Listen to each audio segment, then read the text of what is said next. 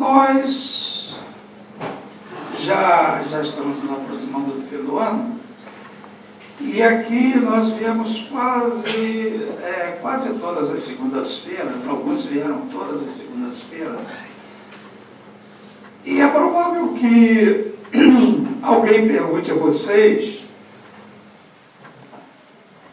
como que é esse negócio de espiritismo. Você vai lá, o que é? Abaixa o santo? Você já está recebendo? Olha, vê lá, isso é coisa, olha que isso aí é uma coisa meio... Isso aí bota as pessoas meio perturbadas e tal. Hein? Não digo assim, do tempo não, que o pessoal já tem mais informação, né? Se bem que tem alguns segmentos religiosos que acham que sim, né? Então, gente,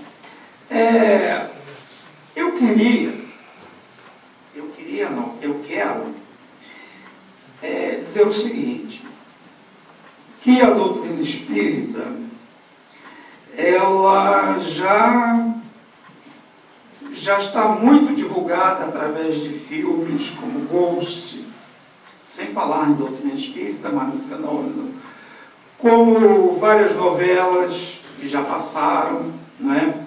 Todos nós vimos, mas foi exatamente a partir do ano de 1857, quando Allan Kardec codificou, tornou a doutrina espírita assim, uma doutrina através de códigos, através de princípios. A questão da reencarnação já existe há milhares de anos, principalmente com os segmentos religiosos do Oriente. Por volta dos meados de 1800, começaram a haver fenômenos nos Estados Unidos com as irmãs Fox. E na Europa, principalmente na Inglaterra, é muito comum vários fenômenos mediúnicos. A própria Igreja Católica tem vários fenômenos mediúnicos e são considerados milagres, né? E esses que a Igreja denomina santos são os espíritos que em alguma época da humanidade vieram para colocar novamente a Igreja Católica nos trilhos. Eu queria dizer que a Igreja Católica é a grande guardiã dos evangelhos, né? Mateus, Marcos, Lucas e João, e de todo o acervo que nós temos de conhecimento a respeito de Jesus e a respeito do cristianismo. Como instituição, ela é inatacável. O que acontece é que as pessoas que tiveram à frente em determinadas épocas da história, como todos sabemos, que se desviaram um pouco não, muito, né, dos ideais de Cristo. Aí a espiritualidade mandava um Francisco de Assis, mandava um Vicente de Paulo, mandava uma Joana d'Arc, mandava todos esses espíritos evoluídos para novamente colocar a igreja nos seus trilhos. E foi exatamente da igreja que saiu a reforma protestante, né, que deu origem hoje a vários segmentos dos chamados evangélicos, embora eles se atenham bem mais ao Velho Testamento do que ao Evangelho de Jesus, que é profundamente libertário, né? Muito bem. Então, a doutrina espírita, ela tem 3 pilares básicos. Ela é ciência, ela é filosofia e ela é religião. Quando nós dizemos religião espírita, nós não falamos, muitas das vezes, que ela é também uma filosofia e ela é uma ciência. Por que ciência? Porque através do magnetismo, descoberto no século XVII, estudado por Mesmer, ou mesmerismo, né?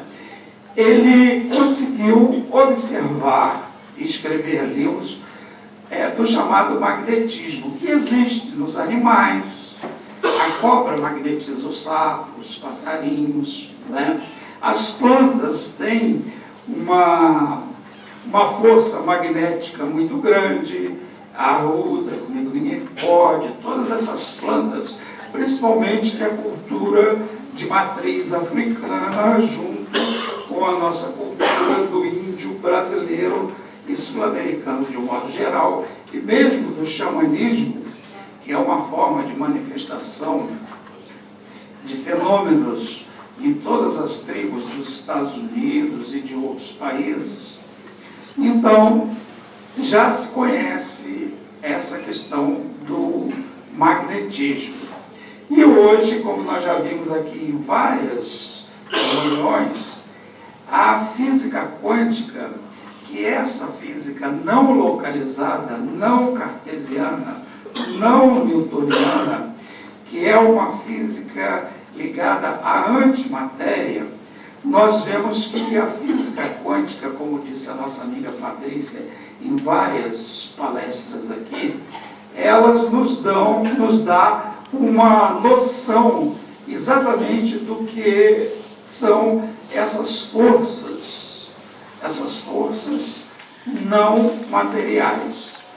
Então, essa é a parte assim, científica da doutrina espírita, onde através dos passes magnéticos, das cirurgias espirituais, do movimento que as antigas benzedeiras e rezadeiras já conheciam, né? E que todos nós aqui tivemos conhecimento, a dona Júlia, lá em Olaria, a Joana, que é filha da dona Júlia, que faz um trabalho aqui às quintas-feiras de magnetismo, de cirurgia espiritual.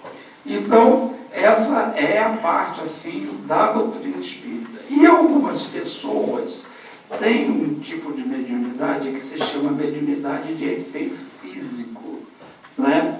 E aí ocorrem fenômenos espíritas de materialização de órgãos para cirurgia, como acontece no Frei Luís, né? E em vários outros lugares do Brasil e do mundo. Isso nada tem de sobrenatural. É um tipo de ciência que nós não conhecemos.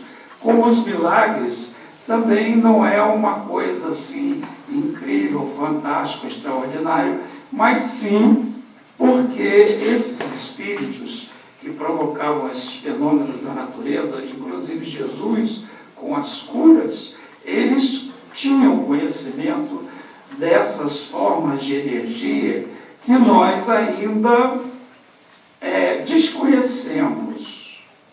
E desconhecemos porque, muitas das vezes, se as grandes nações conhecessem a manipulação dessas energias, talvez usassem para o mal, e não para a cura, não para materializar órgãos, para transplantes e assim por diante.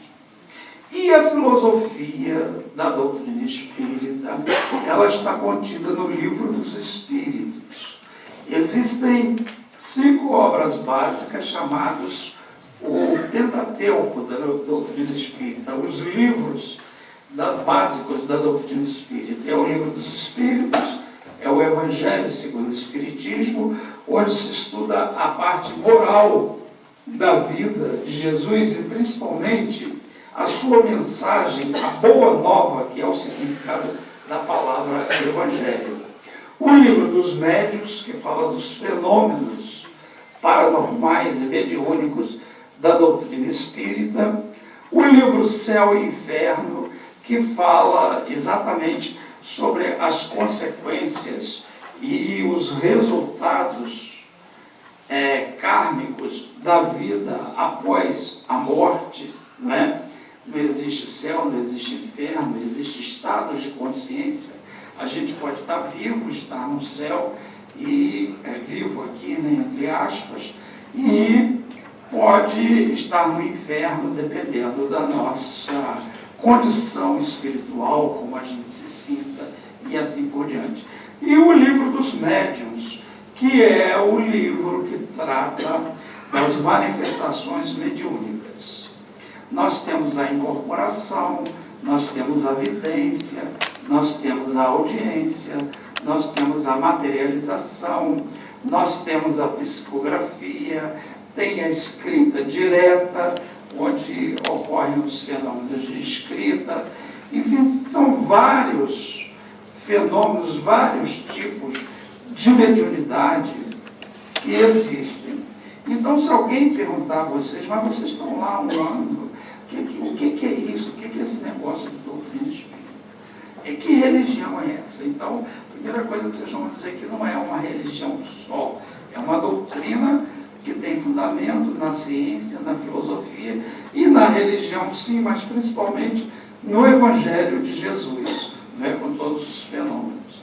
Então, quais são os princípios básicos dessa doutrina espírita, se perguntarem a vocês? Primeiro, a existência de Deus. A existência de Deus único, como está na primeira pergunta do Livro dos Espíritos, a causa primária de todas as coisas, né? Segundo, a existência de mundos habitados. Quando nós falamos, a doutrina espírita fala em mundos habitados, ela não se refere só a planetas, ela se refere a mundos em outras dimensões que nós não conhecemos. Aqui, por exemplo, pode haver um outro mundo, uma inter-relação entre esse nosso mundo material e o mundo espiritual, né? Porque nós sabemos que existem universos paralelos. E não existe um só universo, são multiversos que existem em condições que a gente não tem nem a ciência chegou lá e nem existe vocabulário para se explicar isso. A terceira característica da doutrina espírita é exatamente a comunicação com os espíritos, né? Através da mediunidade em suas várias formas de manifestação. A quarta é exatamente uma das bases da doutrina espírita, que é a crença na reencarnação, né? Por que a gente acredita na reencarnação? Porque uma vida só não dá, né, gente? A gente tem muito que aprender. A gente, todas as profissões que existem, a gente tem que aprender. A gente tem que estender o conceito de família para a família universal. Eu não sei se quando eu desencarnar, eu vou encontrar minha família na China, ou na África, ou na América, com novos filhos, com outras coisas, viu, Clélia? Né? Ah, ela já está fazendo assim, ó. Libera, deleta. Né? Então, nós temos que entender que uma encarnação não dá sorte, gente. A vida é eterna. As encarnações é que são uma de cada vez. Mas a vida é eterna, a vida do Espírito é eterna. Né? Então nós não devemos, é uma coisa muito consoladora na nossa doutrina, é a gente não ter medo da morte. Porque o máximo que pode acontecer é a gente desencarnar, né? E não morrer. Né? Onde é que a gente estava antes de chegar aqui? A gente não sabe. Né? E para onde a gente vai? A gente também não sabe. Nós estamos aqui num parêntese. Né? Agora, qual é o pai que vai... Qual é o pai que vai querer o pior para seus filhos? Que o filho pede o pão, ele dá uma pedra. Não é? Então, Deus não nos fez para o sofrimento. Ele não nos fez para as angústias. Ele não nos fez para nós vivermos nessa ignorância. Os espíritos foram criados simples e ignorantes. Agora, cabe a nós procurarmos estudar, conhecer, explorar, experimentar, evoluir, né? Que é o que nós estamos fazendo aqui, graças a Deus. E principalmente, o outro princípio básico da doutrina espírita, que é a imortalidade. né, a imortalidade do espírito, a imortalidade da alma, a nossa imortalidade. Então, existem essas obras básicas, esses livros básicos que nós falamos, e várias obras subsidiárias que vão fundamentar, vão explicar, principalmente os livros de André Luiz, de Emmanuel, né, escritos através da psicografia de Chico Xavier. É muito importante nós lermos, nós conhecermos esses livros, são muito consoladores. Então, qual é a missão do Espiritismo? Uma das missões do Espiritismo é exatamente libertar as nossas consciências através do conhecimento, do discernimento, do consolo. Nós sabemos que não existe céu, que ninguém vai para o inferno, ninguém vai morrer queimado eternamente, ficar no inferno, aquela história toda, porque isso é uma história muito pueril, né?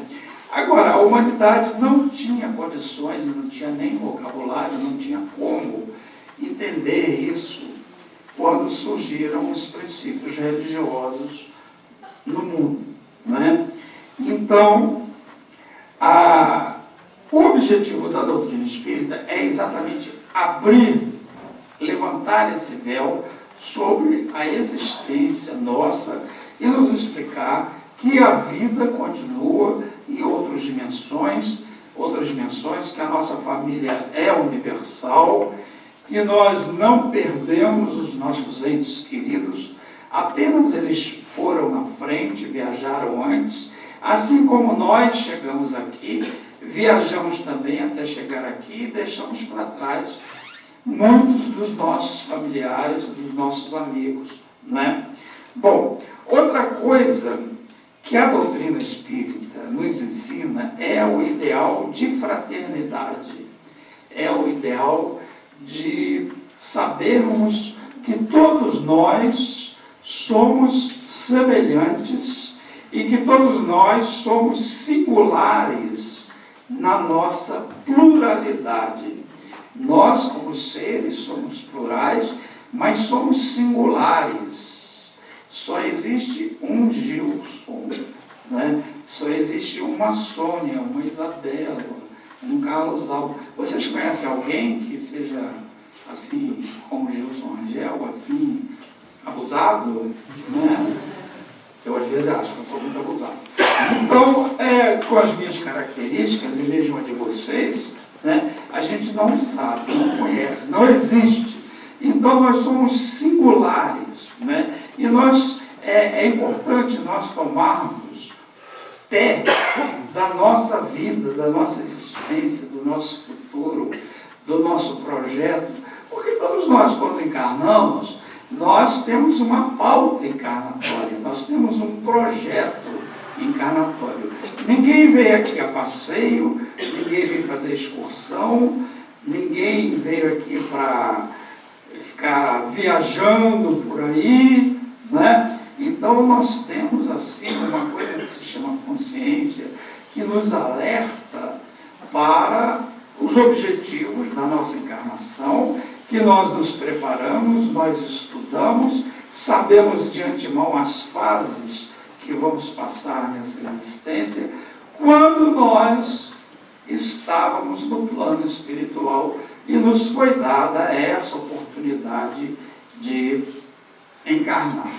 Por que a encarnação é importante? Porque aqui nós vamos colocar em prática tudo que nós aprendemos no plano espiritual, na nossa preparação. Nós vamos vivenciar esse papel, seja no âmbito familiar, nas nossas pendências, seja no âmbito social, seja no âmbito profissional. E às vezes nós passamos por coisas muito difíceis, mas se nós olharmos a história da humanidade, foi uma história muito violenta, de muitas guerras, de muitas torturas, de muitos crimes, de muitos massacres, de muitos sequestros e raptos, de muito saque, de muita expropriação indébita de patrimônios de outras pessoas, né? Essa é a história da humanidade. E as guerras que mais mataram e matam na humanidade são as guerras religiosas, são as mais intolerantes, são as mais terríveis que aconteceram e muitas das vezes acontecem ainda hoje. Então, esse é o segundo objetivo, a segunda da missão do Espiritismo.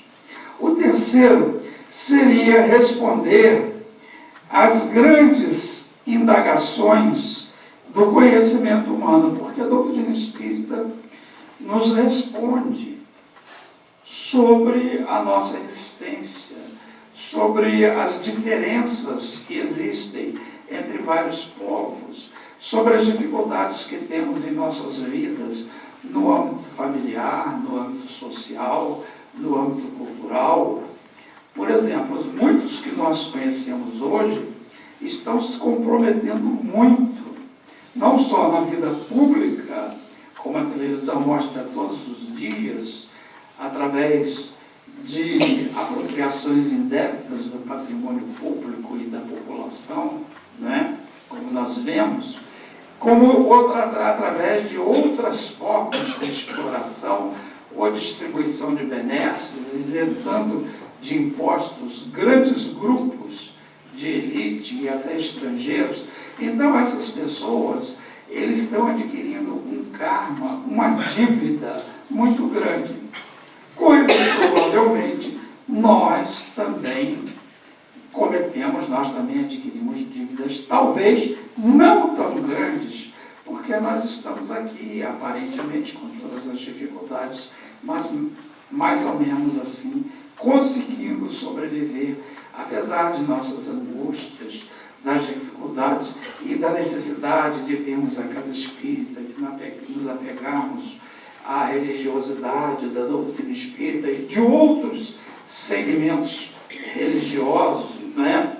Então, nós estamos, podemos dizer que estamos na média hoje. Agora, não sabemos o que nós... Às vezes, nós estamos até despreparados para arcarmos com os nossos débitos. Mas esses que estão aí hoje, que a gente vê a todo instante, através da mídia, eles estão adquirindo, assim, débitos enormes que talvez não seja possível resgatar e ressarcir aqueles que são prejudicados nesse planeta.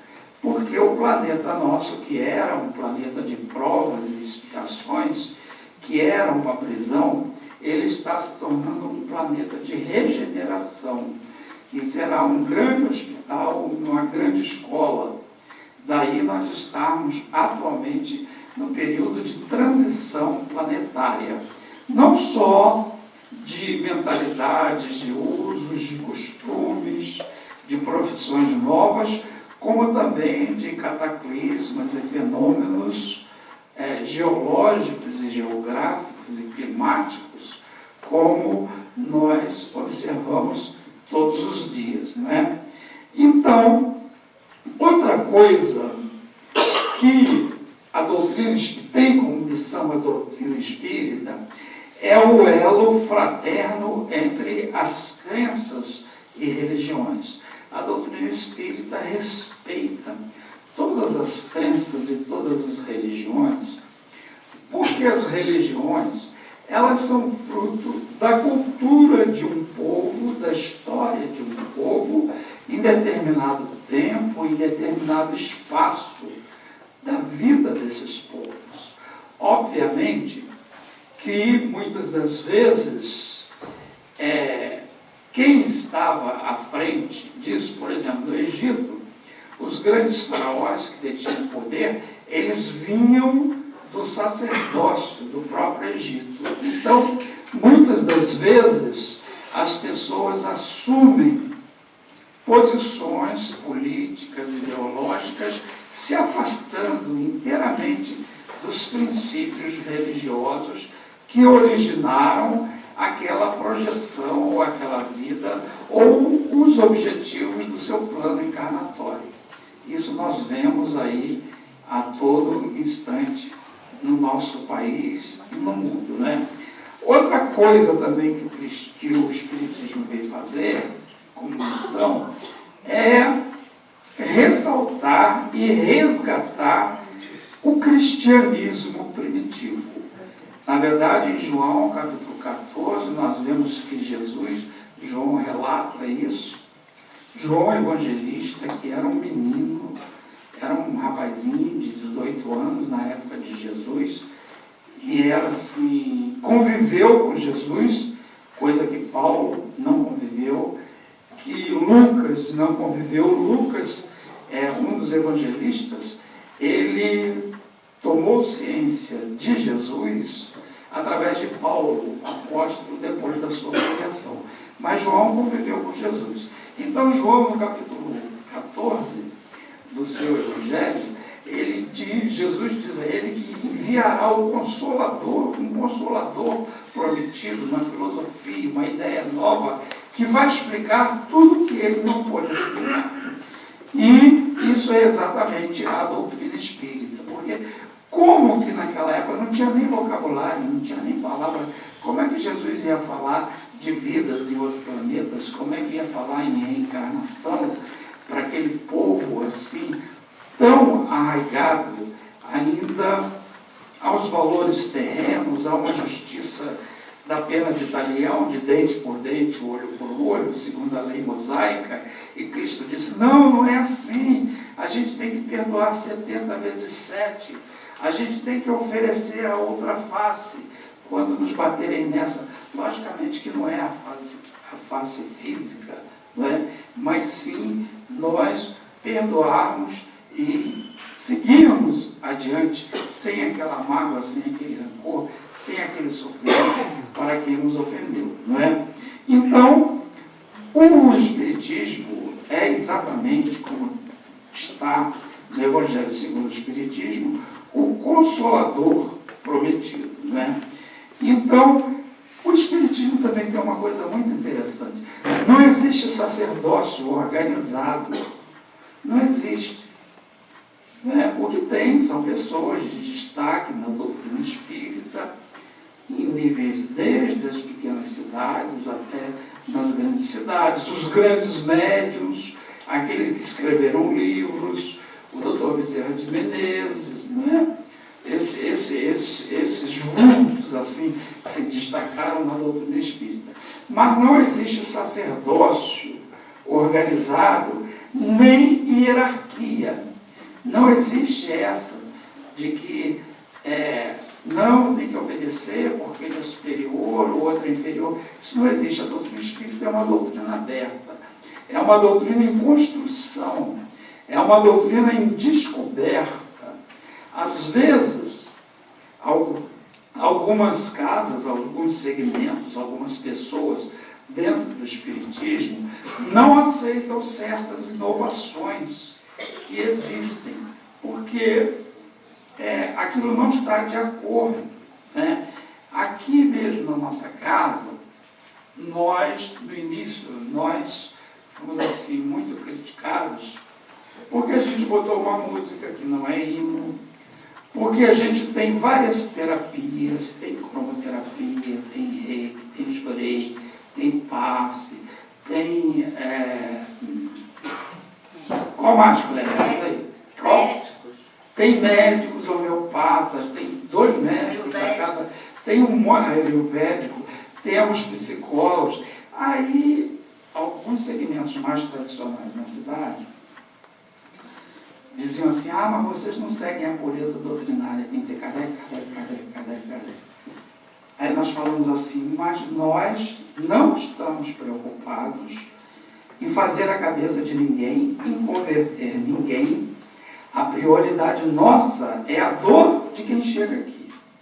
Nós não queremos que ninguém que frequente a casa, que se trata na casa, tenha por prioridade tornar-se espírita. Porque o espiritismo não vai atrás de ninguém, não faz proselitismo, não faz... As pessoas é que descobrem o encanto que é a doutrina espírita.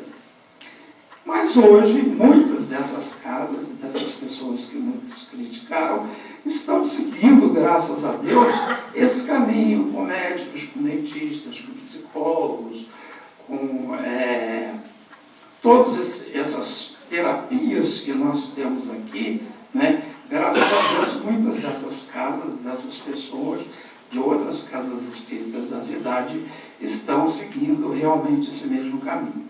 Então, como nós vemos, a doutrina espírita é uma doutrina aberta, é uma doutrina que ela se desdobra, ela está em construção, é uma coisa assim tão incrível que daqui a alguns anos, talvez não tenhamos uma reunião, uma palestra, assim como essa, aparentemente tradicional, mas sim coisas incríveis, já de braços dados com a física quântica, já de braços dados com a ciência, já de braços dados, em particular, com a medicina, né? Na USP já existe uma cadeira que é escolhida pelos estudantes, que é exatamente o tratamento através dos ensinamentos da doutrina espírita, principalmente do magnetismo, principalmente das cirurgias espirituais, né? Então, muitas das vezes, nós espíritas, há tempos atrás, éramos acusados de exercício ilegal da medicina, porque os espíritas tratavam as pessoas. E aí nós argumentamos, nós estamos exercendo ilegalmente a medicina, então vocês me digam o que se faz aqui, que se aprende na faculdade de medicina. Nada. Nós não estamos exercendo ilegalmente a medicina, porque nos currículos das faculdades de medicina não se ensina quase nada do que nós aprendemos aqui, do que nós realizamos aqui, né? No Hospital das Clínicas, em São Paulo, eles aplicam reiki, tem um setor só, já para... Já estão, exatamente, como nós falamos, já está chegando lá. Porque o que acontece na casa espírita? Na casa espírita, nós, os espíritas das casas espíritas, tratam o doente. E a medicina acadêmica trata a doença. Qual é a vantagem de tratar o doente? A imunidade aumenta, a fé se eleva, o remédio vai fazer efeito, a pessoa fica predisposta a aceitar a sua condição de necessitado de tratamento, porque muitas pessoas se negam, aí o remédio não faz efeito, a imunidade abaixa, porque, como nós sabemos, está tudo ligado ao magnetismo, a fé, não é? A crença, a vontade de ficar bom, de se tratar, de se curar, de se melhorar. E já não é? foi com... E hoje eu estou cheio de... Não, pode falar. Não, pode. O pessoal está baixando aí em você, pode. Já foi comprovado cientificamente a eficiência da oração. Claro, claro. Eu acrescentaria também, o destaque da casa é o acolhimento. Assim. Do doente. Exatamente. É o primeiro tratamento, da forma que a pessoa é acolhida aqui. Aqui a gente acolhe as pessoas, conversa com as pessoas, ouve as pessoas. E até tem um amigo aí, tô vendo, que ele debochava da religião do amigo dele, porque a igreja do amigo beijava homem. Mas aqui a gente beija direto. De vez em quando o nego fica meio assim, que nervoso, que negócio. Depois de um mês ele já chega assim. Entendeu? Então, isso realmente, a gente tem esse acolhimento aqui com as pessoas, a gente ouve, a gente atende, a gente conversa. Né? Existe uma energia, eu não sei se vocês já perceberam, mas tem realmente, eu falo isso muito à vontade, porque eu sei que nós encarnados não temos nada a ver com isso, então eu não estou fazendo assim, autoelogiando, não. Mas existe uma energia, existe um negócio esquisito aqui, que a gente chega aqui, a gente se sente assim, parece que que ficou tudo lá fora, a mídia, a televisão, a violência, a polícia, os políticos, tudo lá fora. Então a gente se sente assim, muito bem aqui, né? Blindado, E teve gente que já falou assim, meu Deus, se eu pudesse eu trazia a cama. Porque realmente a gente se sente muito bem aqui. A gente sabe que existe uma proteção, que existe um negócio que eu não sei o que é, uma energia, né? Uma energia amorosa, crística, que tem aqui, que a gente se sente assim, né? Então, o Espírito de verdade, que é uma falange, né? Que é uma falange de Jesus, coordenada por Jesus, que escolheu o nosso, que é responsável pelo nosso planeta Terra, e em particular Ismael, que é responsável pelo Brasil. Ismael é um anjo de Jesus, não é? Que ele é responsável aqui pelo nosso Brasil, e nós vemos que existe essa coisa que a doutrina espírita nos dá, que é uma esperança de felicidade e de prazer de viver, desde que a gente tenha esse olhar, essa receptividade, dê essa parada e passe a prestar atenção que nem tudo é só dinheiro, nem tudo é só trabalho, e que a gente infelizmente só vai ter essa visão quando chega do outro lado, que a gente devia ter trabalhado menos, devia ter amado mais, devia de ter perdoado mais, devia de ter visto o sol nascer, devia de ter visto a lua, as estrelas, as flores, as cores, os animais e assim por diante. Então nós temos esses profetas, esses médiuns, que são os compositores das nossas músicas, que trazem essa mensagem cheia de religiosidade, sem falar em religião. E eu vou pedir ao Paulo para cantar exatamente Epitáfio. E quem canta, qual é o conjunto? É o Titãs, né? Vamos lá.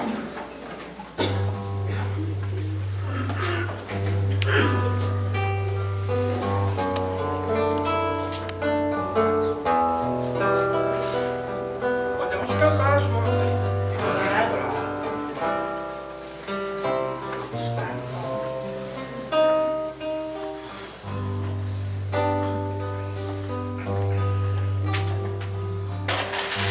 Devia ter amado mais, ter chorado mais, ter visto o sol nascer. Devia ter arriscado mais e até errado mais, ter feito o que eu queria fazer. Devia ter aceitado as pessoas como elas são. Cada um sabe a alegria e a dor que traz no coração. O acaso vai me proteger enquanto eu andar distraído. O acaso vai me proteger enquanto eu andar.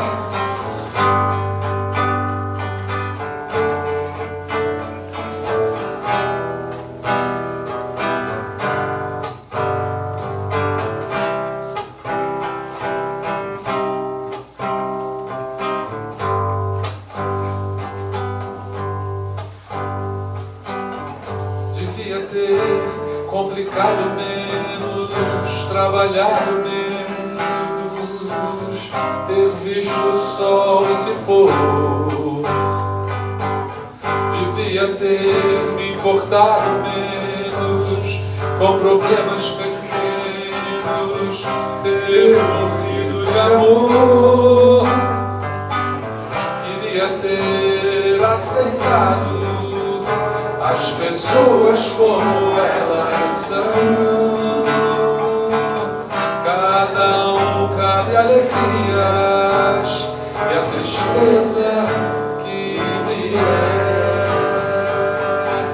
O acaso vai me proteger enquanto eu andar distraído. O acaso vai me proteger enquanto eu andar. Queria ter aceitado a vida como ela é. Cada um cabe alegrias e a tristeza que vier. O acaso vai me proteger enquanto eu andar distraído. O acaso vai me proteger enquanto eu andar. Devia ter complicado menos, trabalhado menos, ter visto o sol se for. Então, é exatamente isso que a gente tem que estar atento, observando, não ficar de línguas, não achar que o mundo vai acabar amanhã. O Cristo tem uma passagem muito bonita que ele diz: olhai os lírios do campo, eles não tecem nem fiam, e sua brancura é tão grande que nem Salomão, com sua riqueza, tinha túnicas tão alvas. Olhai os pássaros do céu, eles saem todas as manhãs e deixam seus filhos no ninho, sem saber se vão encontrar ou não alimentos, né? Então, o fundamental, a boa nova que Jesus nos trouxe, Evangelho quer dizer boa nova, é então uma lição de amor. E aprender a amar. Imagina que a gente aprende a amar, sabia que a gente aprende a amar? A gente aprende a amar, né? E aprender a amar é uma lição para a eternidade. Não vamos ficar nervosos se chegarmos assim aos 75 anos e dizer assim: ah, mas eu não sei amar ainda, eu não sei, não tem problema. Na outra encarnação a gente vai um pouquinho, vai avançar mais um pouquinho. É uma lição para a eternidade, né? Mas o importante é que nós já temos essa noção, é importante nós termos esse esforço, né, de que o objetivo da palavra de Jesus, da vinda de Jesus, é nos ensinar o amor, né? Então, ele disse que o maior mandamento era amar a Deus sobre todas as coisas, e que era semelhante ao segundo, que é amar ao próximo como a si mesmo. Ele não falou para amar o próximo mais do que a si mesmo. Ele falou o próximo como a si mesmo. Então, nós somos a referência. E o que é nos amar? Não é?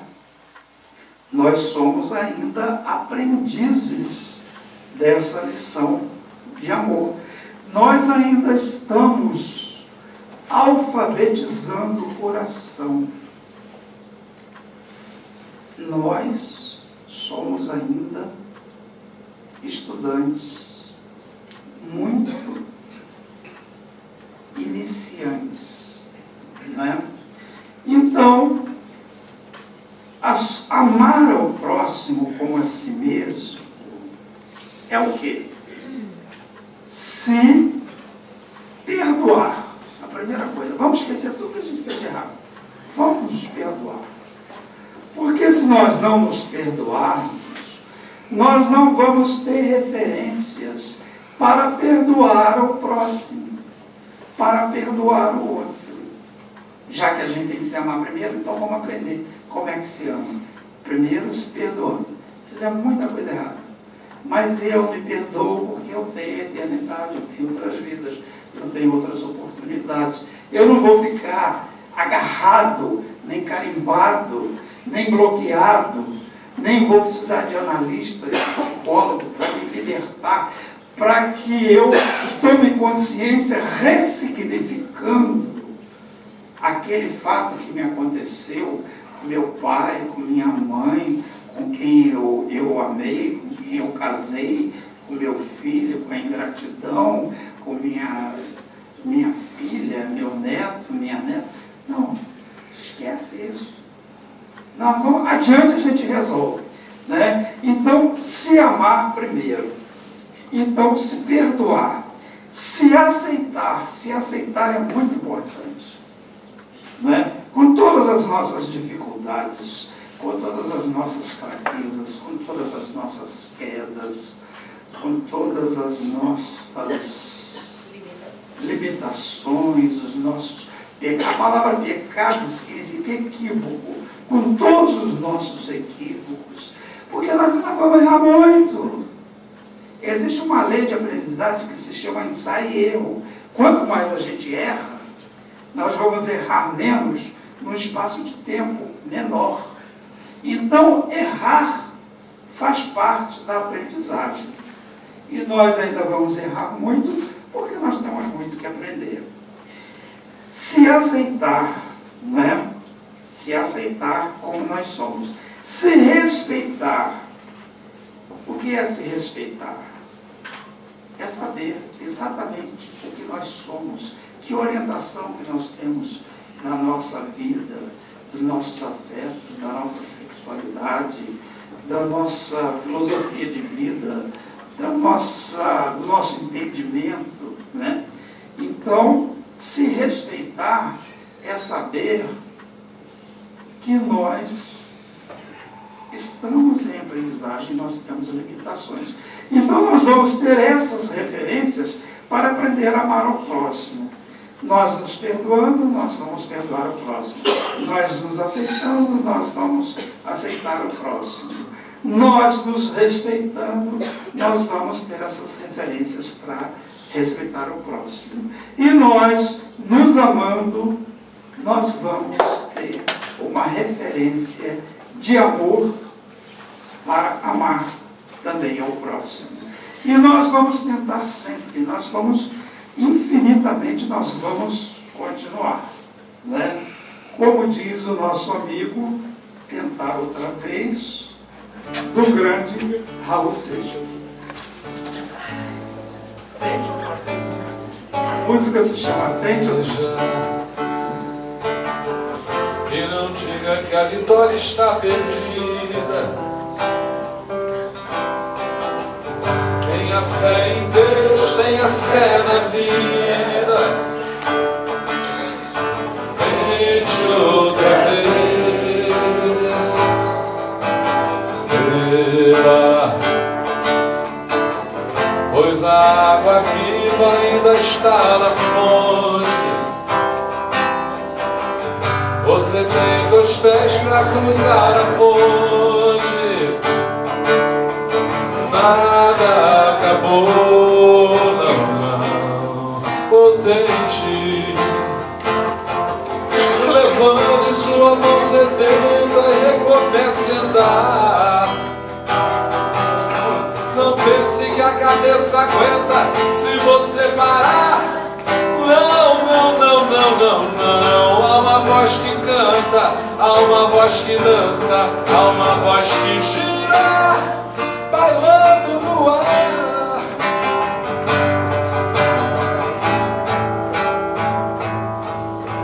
Queira,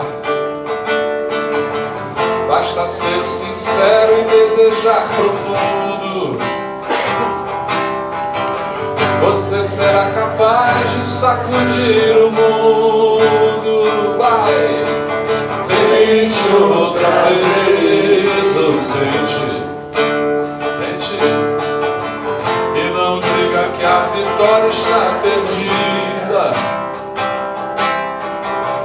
Se é de batalhas que se vive a vida. Vai, tente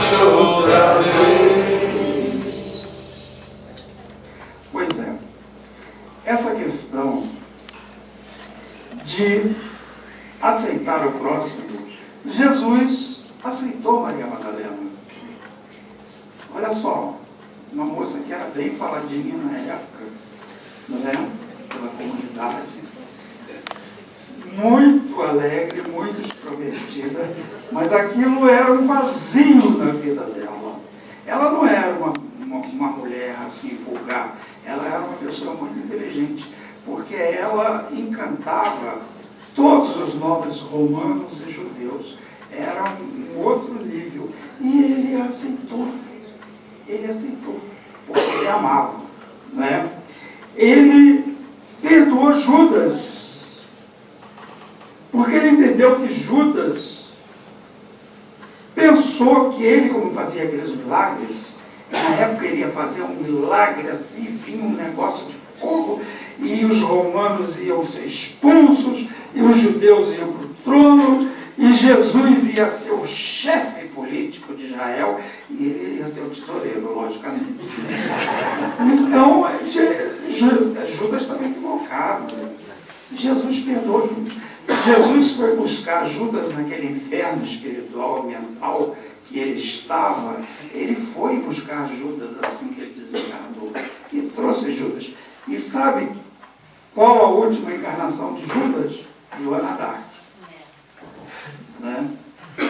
Olha o resgate carne de Judas. Jesus respeitou o medo de Pedro. Antes que o galo cantasse, Pedro, no medo, não posso falar o nome que isso tem, mas todos sabem, né? Certo? Jesus, não conheço não. Você conhece Jesus? Você é discípulo de Jesus? Não conheço não. Negou Jesus 3 vezes. E Jesus compreendeu o medo de Pedro, né? Jesus respeitou o medo dele. Jesus aceitou Maria Madalena. Jesus perdoou Judas, né? Então, quando ele diz, amarás o próximo como a ti mesmo, ele diz que nos ama e que nós devemos amar o próximo, apesar de todas as vacilações que nós temos em nos amar e que nós temos as vacilações que nós observamos no próximo. E outra coisa que a doutrina espírita nos diz, que sempre vamos ter oportunidades, que a vida é infinita, né? Que a vida é como a onda, e que nada do que foi será, né? A vida vem em ondas infinitas, né? Que é exatamente, encerrando a nossa palestra, a nossa conversa. Aliás, antes disso, alguém quer fazer alguma pergunta? Alguém quer fazer alguma pergunta? Quando o sol volta, será que os espíritos respondem? Você que tem que descobrir. O sol está dentro de você. Você tem que afastar as nuvens. Porque nós sempre temos oportunidade. A vida vai nos empurrando, vai nos levando. Você já levou soca de onda assim na praia? Bastante. Então, isso é a vida. Ela dá aquelas socas na gente, aquelas coisas. A gente sai assim e nós vamos seguindo adiante. Como uma onda no mar. Não é, Paulo?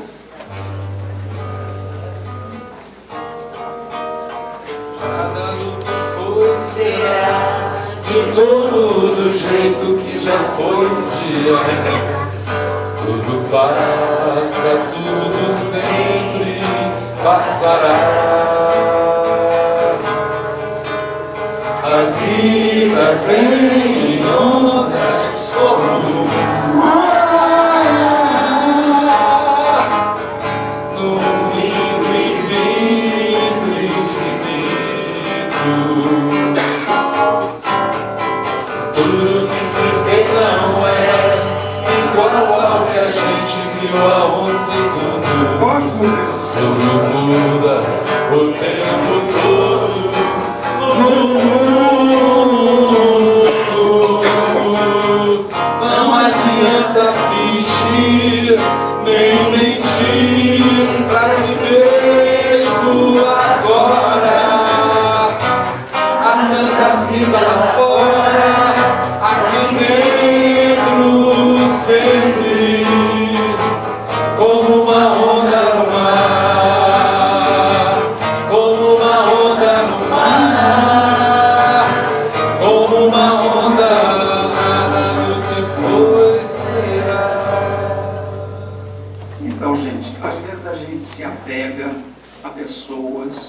as situações. Ah, meu carro. Ah, minha casa. Ah, aquela pessoa que era minha mulher, minha filha. Comprou aonde? Era sua. Como assim? A gente não é dono nem do corpo da gente. Nem do que compra, é verdade. Então, meus amigos, eu agradeço a paciência, a caridade,